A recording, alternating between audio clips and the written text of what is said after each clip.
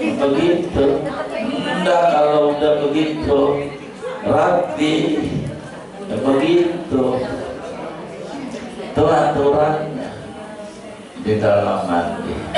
Kalau orang tuh kulupnya wajib dipotong, ya kan? Tapi ada gede kulup karena baru masuk Islam wajib ditarik, karena itu juga termasuk wajib dibuang. Begitu. Intinya badan kita kudu kena air. Awas lipatan badan, jangan sampai nggak kena air. Mohon maaf, pusernya tuh bodong dia. Begitu. Kasih begitu ke dalam, ya ke dalam. Nah, dia berlipat-lipat. Nah, ini nggak kena air, awas. Pokoknya kudu sekudur badan kena air. Sebab dijelaskan di dalam kitab Irsyadul Ibad, Sayyidi Syekh Zainuddin Al-Madibari menjelaskan waktu seorang soleh kawan yang meninggal 3 hari dimimpi oleh orang soleh, ditanya, ya akhi, ma fa'alallahu bik, saudaraku, bagaimana kamu dikuburnya di akhiratnya, senang apa enggak? Ampun, saya digigitin apa itu babi. Saya digigitin babi, ditumpukin babi. Kenapa? Ada 1 hari mandi saya enggak puntas, mandi hadas besarnya enggak kena air. Jadi harus dijaga betul agar supaya kena air. Nah, begitu juga mandi hari raya, sama mandinya. Ibu mandi hari raya, maka ibu niat, aku niat mandi begitu karena memasuki hari raya dari tempat istinja. Sunnah karena Allah Ta'ala. Dukur dulu, anos, kemaluan depan ibu, habis rapi ibu sabuni, udah sabuni ibu wudu, selesai wudu, rapi dengan doa wudu, ibu baru disiram palanya. Kayak tadi nanti niat saya mandi karena memasuki hari raya Idul Fitri, sunat kalau Ta'ala siram depan, belakang, depan, belakang. Ibu sabunan jangan dipegang, udah wudu begitu sampai selesai. Itu namanya mandi.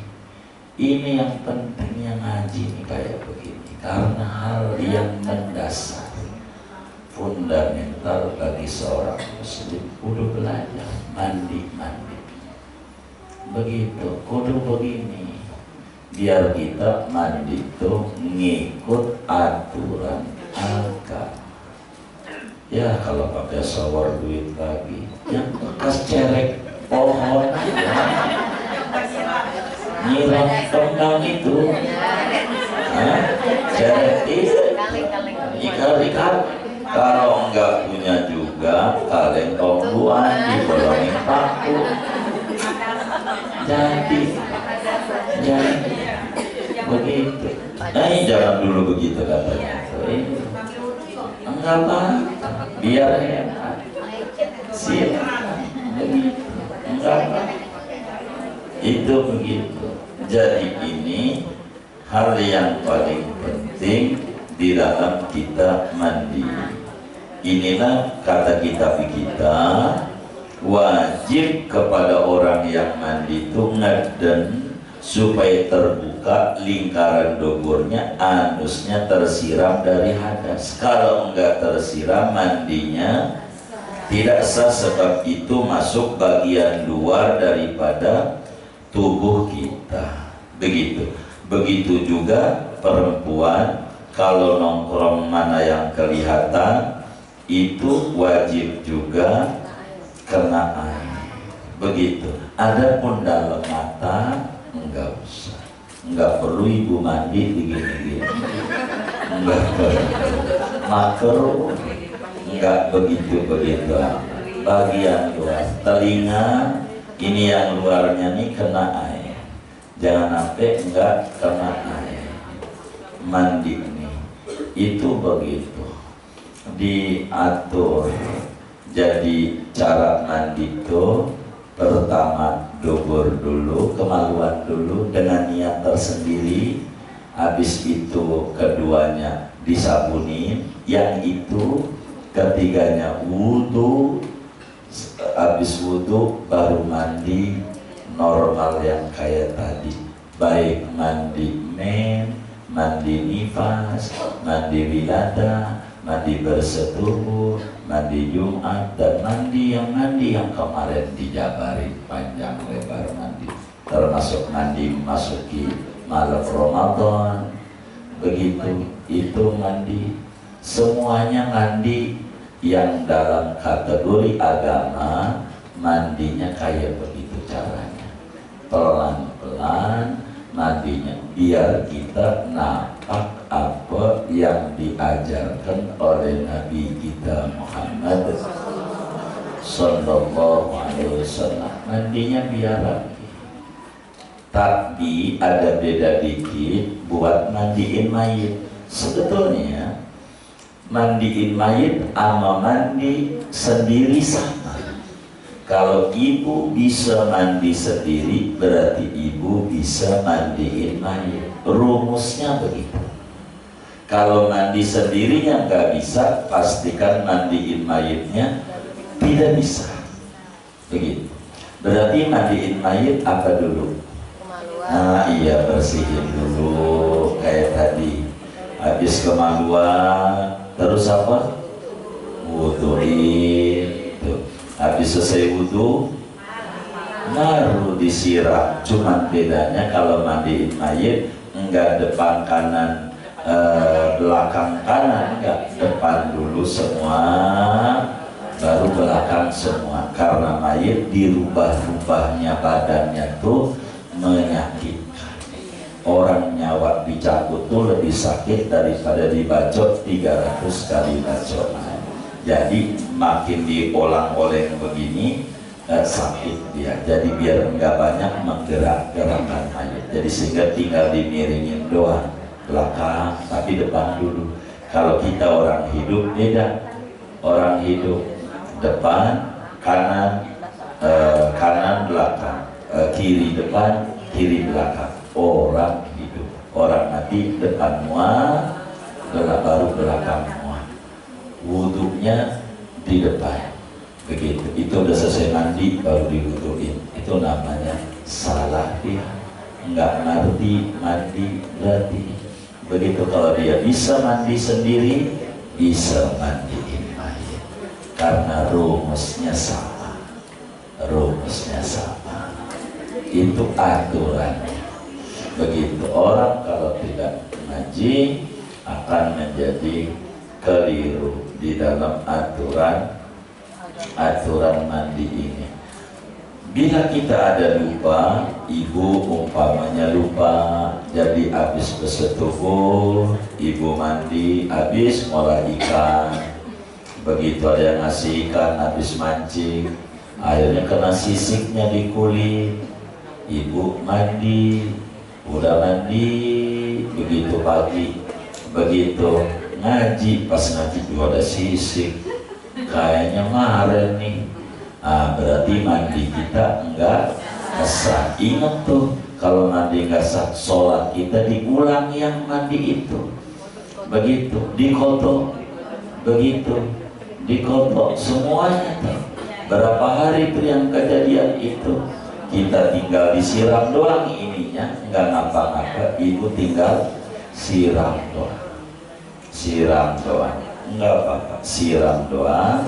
Yang sisiknya dibuang, siram, ibu udah rapi mandinya.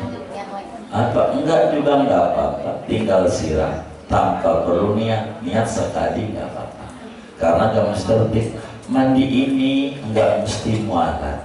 Ibu boleh dikredit mandinya, dikredit itu malam pala dulu.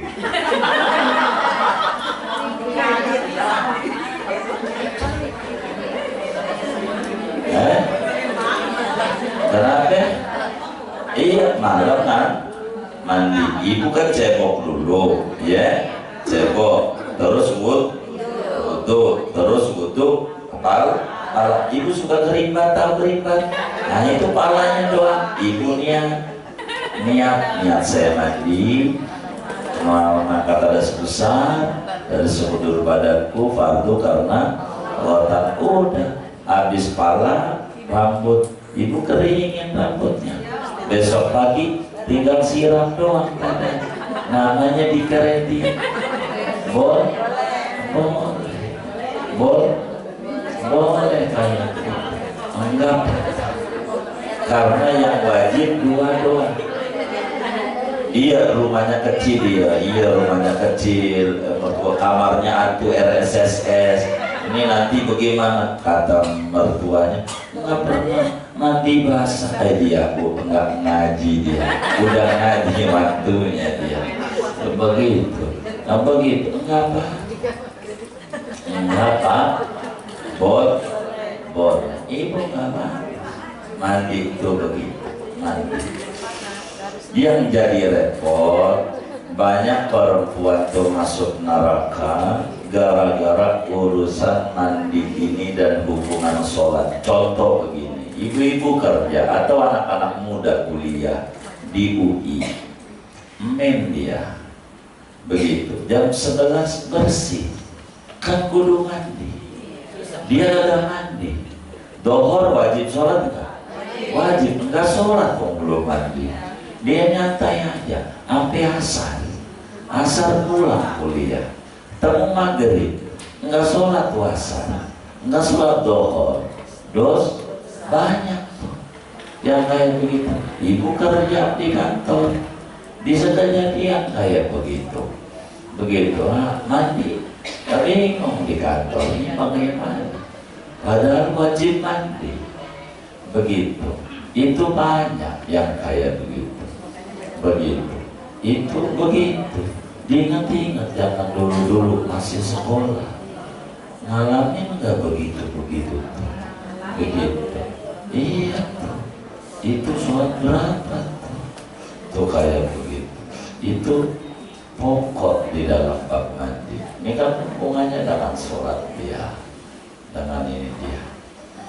Inilah fardu mandi. Nanti kita ngaji sunnah mandi. Nanti kita jabari ada sunnah sebelum mandi, ada sunnah ketika mandi, ada sunnah sesudah mandi. Nanti kita bedahnya segini aja, tanya jawab aja. Ada yang ditanya mungkin dari materi ini atau sebelah silakan. Baik.